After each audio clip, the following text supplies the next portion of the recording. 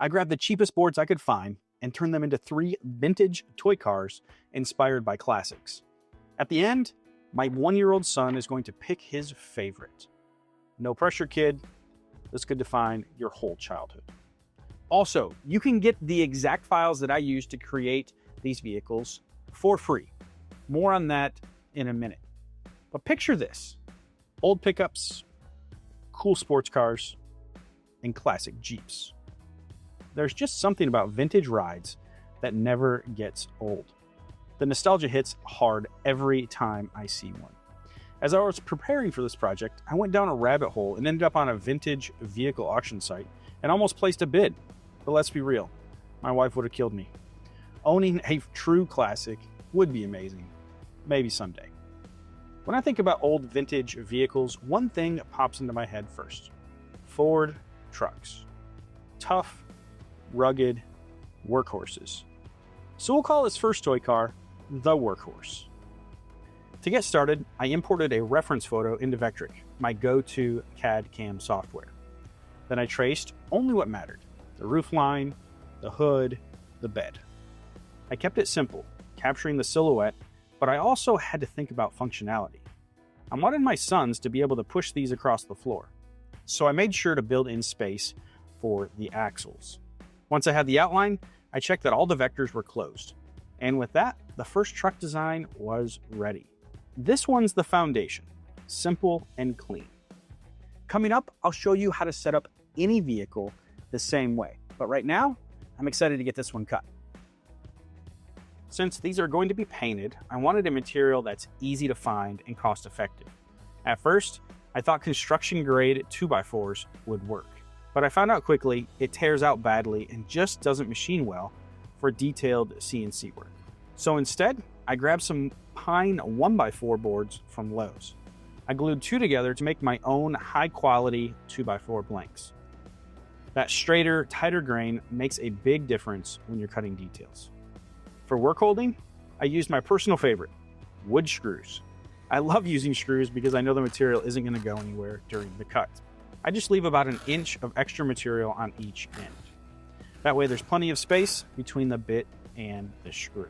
I set up my toolpaths to run from the inside out on my Shapeoko 5 Pro CNC. It first cut the axle holes, then moved on to the window, and finally it cut the outside profile.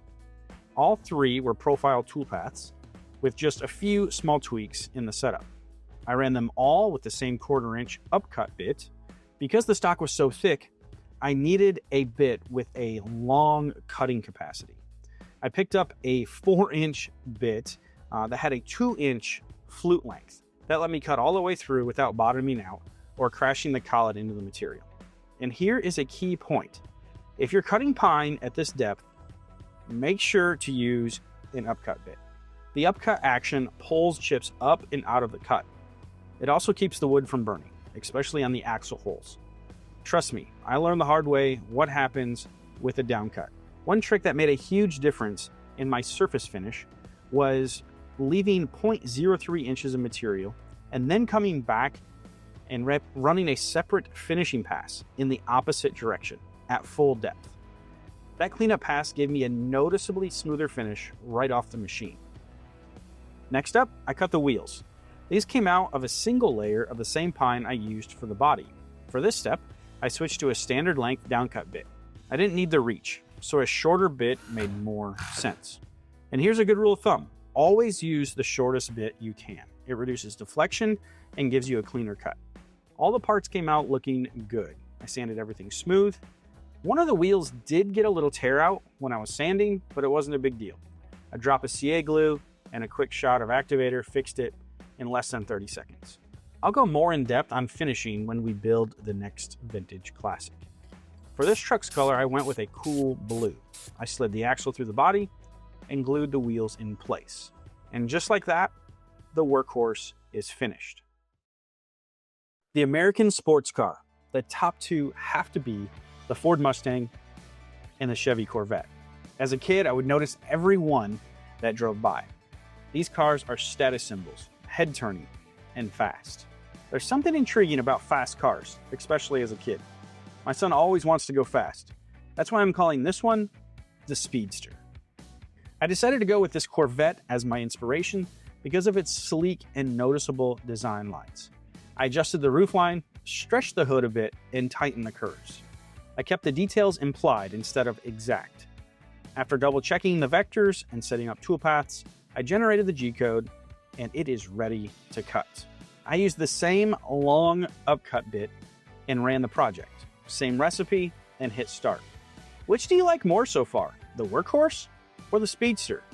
Are you more of a workhorse type of guy or a speedster? Let me know. A nice, smooth finish is what really sets these vehicles apart. Let me show you my process. After I freed the body and wheels from the tabs, I started by filling small gaps and tool marks with wood filler. Once that dried, I sanded everything smooth. The curves at the nose took a little extra time, but that's what makes the speedster feel sleek. I used a few different tools here. The spindle sander to rough it out, the orbital and multi-sander for most of the surfaces, and hand sanding for the fine details. And here's the truth. This takes so much patience. There's no rushing it. The more care you put in here, the better the final results will look. From there, I hit everything with a coat of primer. Primer helps the paint stick and evens out the surface so the color looks bold and consistent. After the primer is set, I sanded lightly again to knock down any raised grain. Finally, I painted. Red for the body, black for the wheels. A classic look. But I did have a thought as I was painting this. You know what would make this look even faster? A white pinstripe down the middle. 2 or 3 thin coats built up a durable finish without hiding the details. Once the paint cured, I glued the wheels onto dowel axles, added a washer, checked the spin, and the speedster was ready to race. You can go wild with the colors here. Paint adds so much character to these vehicles. Or, if you'd rather, use a nicer hardwood and leave it raw. That looks great too. This whole process is tailored to pine because it's a softwood. Filling, priming, and painting really help bring the look to life. And in the end, it's patience that makes the project shine. Before I design the last vehicle, I just want to give a quick thank you to Vectric for making this video possible. And you can actually use the exact files that I use to build these vehicles by checking out the link in the description below. But maybe you have a different vehicle in mind that you would like to design. Well, here's how to do that step by step in Vectric using my third build as an example. Start with a clean side view photo of the vehicle you want.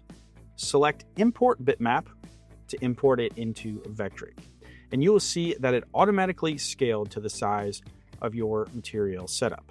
From there, trace only the important shapes, the roofline, hood, bed. Keep it simple. We're just trying to capture the silhouette here. Once you've got the basics down, it's time to refine the lines. Drag nodes, add curves, and use the fillet tool to clean up corners. Sometimes I'll use the Fit Curves to Vectors tool with Bezier curves, adjusting the tolerance until it feels right. Or I'll switch into node edit mode by hitting N on your keyboard, and then you can select all your nodes and hit S to smooth. Then drag the handles until the shape looks natural and fits your vehicle. One thing I was worried about when I was designing my vehicles was proportions, especially the wheels. But it's super easy because, like I mentioned before, the reference photo was automatically scaled to my stock size. This meant the wheels came out right without a lot of extra work. I just simply made 3 circles that captured the essence of the wheel and tire. Once I had them finished, I moved the wheels to a new sheet. I wanted them at 3/4 of an inch thick, while the body stayed 1.5 inches. And since you can set up different material sizes for each sheet, this worked out great for the first 2 vehicles. But for this Jeep-inspired design, I decided to try something different. I stuck with 3/4 inch stock for the whole build. That let me customize both sides of the vehicle. To do that, I mirrored the design and cut 2 halves, then glued them together. This way, I could add text and a star on each side for extra character. With the CAD work finished, I moved into CAM. This body design only needed 3 toolpaths. First, the axle holes. Instead of a drill toolpath, I used a profile cut inside the vector. The axle diameter is 1/4 inch, and so is my bit. So I opened the hole up to 0.26 inches to give it some clearance. Second, the outside profile, a standard full-depth cut outside the vector. And third, the details, a V-carve toolpath with a 30-degree bit cutting the text and star to an 1/8 of an inch flat depth. This might sound like a lot, but once you see the process, it's actually really simple to replicate. So let me ask you, if you could design one vehicle, what would you pick? Let me know down in the comments. For me, it was this old military Jeep. Rugged, iconic, historic. I'm calling this one the General. Now this one might be my favorite, but the real test is which one is my son gonna pick. We're gonna find out in a minute. Let's get this one cut.